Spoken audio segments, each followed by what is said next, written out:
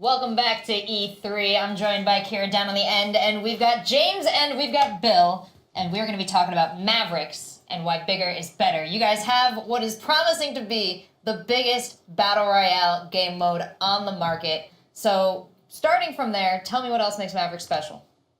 Yeah, so size is something which I think if you just look at players, isn't quite showing you the whole picture. Mavericks is built in a very different way to games on the market today.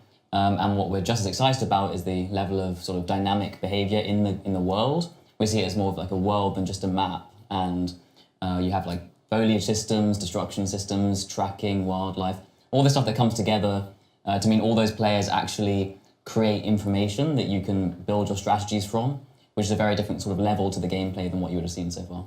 Yeah, I guess the player base is the big flashy number, but what that really speaks to is how much you are able to put into this game and then have all these people connect to it and have it work and have it be an incredible experience. So what was that process like for you guys?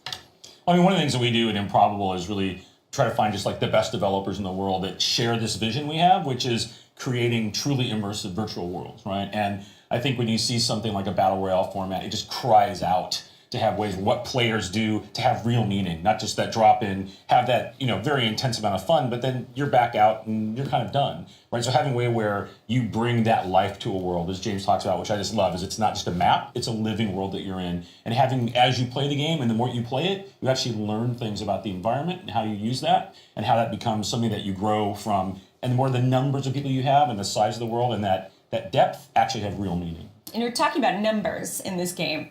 Right now, you have 400 people at once on this map, and after you launch, you're going to have 1,000 people in this map, Battle Royale. That is incredible. Yeah, I think with the game mode that we have, it's important to think about the different ways you can play the game. So we'll have events where you do have like 1,000 solos. Typically online, we're looking at the 5-man squad mode being the typical 1,000 player game type, just because we also think about the best timings for these sessions, how long you want to be in a game for. This isn't about creating long, dragged-out sessions every time, right? This format can work in different contexts, with competitive games being lower down at 200 players, but really focused on that density, and then these epic events being, unprecedented scale. Cool. Well, tell me a little bit about the hub where I'm going to be making the decision about what game mode I want to play. When I log in, where am I going to start?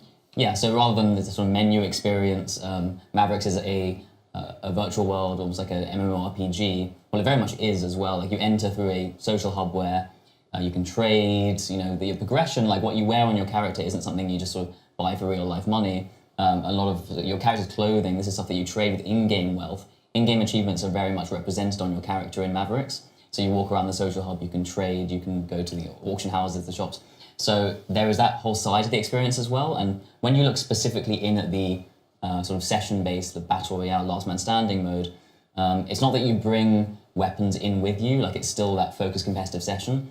But that cosmetic achievement set and that stuff that you bring in means we have sort of a deeper kind of progression in the game, ways to show off what you're good at. And so that sort of whole experience comes together. We do have an open world as well, like you can walk out of that capital and risk items. And so this all comes together into a world. A bit like, if you think about inspirations, like think more about the Battle Royale film, the Hunger Games. These are things where the sort of Last Man Standing was epic because it wasn't just okay, we're done. Like there was a broader context to that whole experience, and that's sort of being done for the first time in a game in Mavericks. I'm so excited that you said the Battle Royale film, because I was literally walking around with DJ Wheat before, and we're like, how has no one done, in the actual movie, they're all on the bus and then in a classroom, and then you let them out one by one, and that's a totally different strategy, a totally different approach to the Battle Royale style, and if you're going to steal from the movie, steal from the best part of it.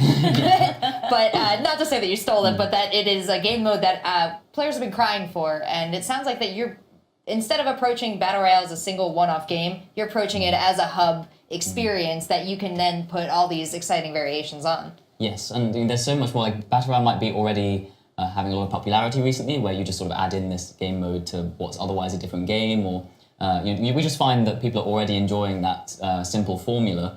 But Mavericks is way more than about the formula. It's about really like doing a lot more with massively multiplayer sort of competitive gaming.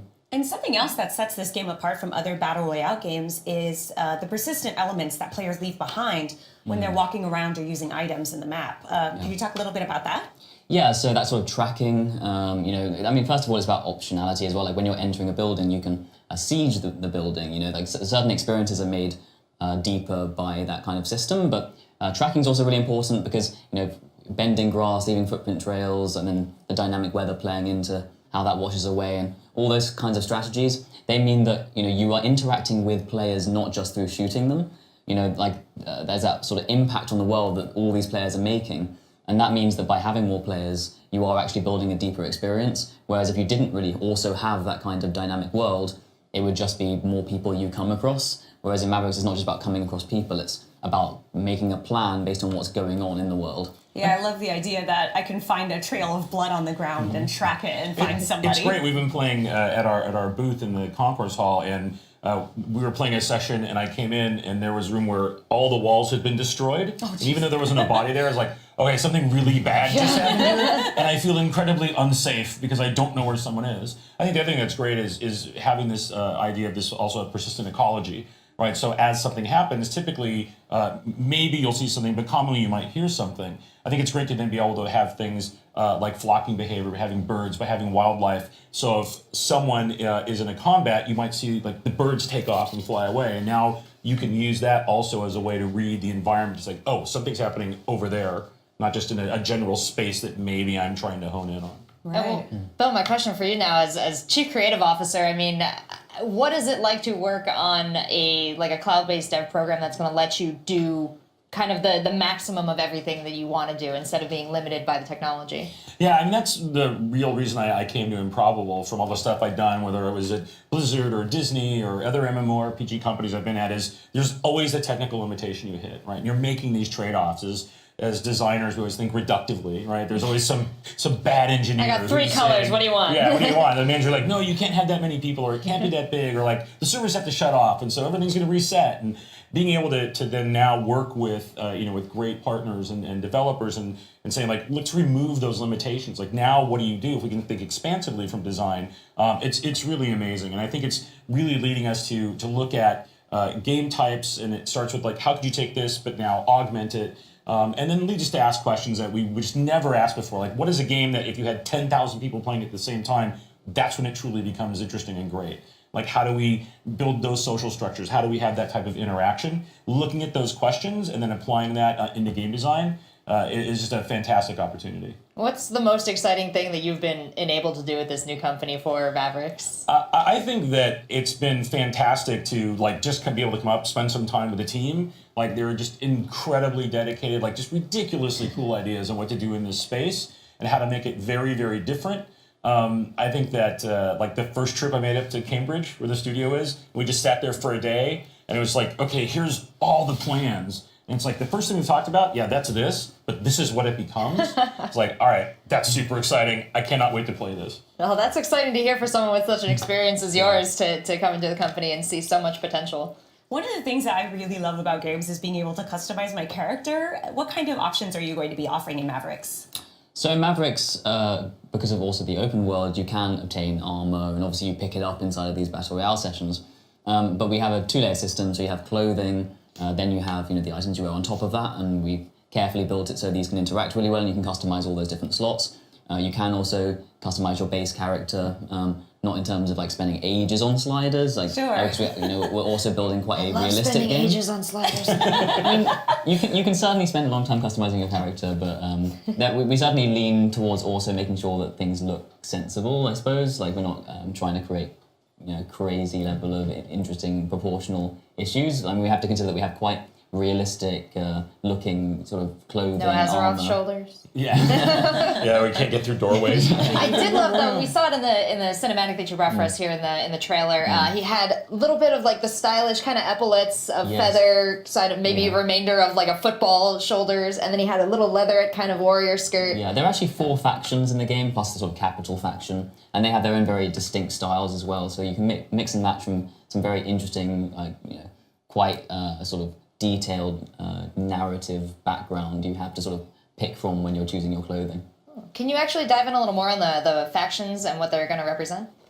So you're on this large island which is controlled by the capital, and people are sort of, in a sense, forced to play out these games. But when you go out into the open world, you find there are rebel factions who, in their own way, their own kind of styles, are sort of rising up. And actually, although we are pretty focused on that session-based side of the game this year.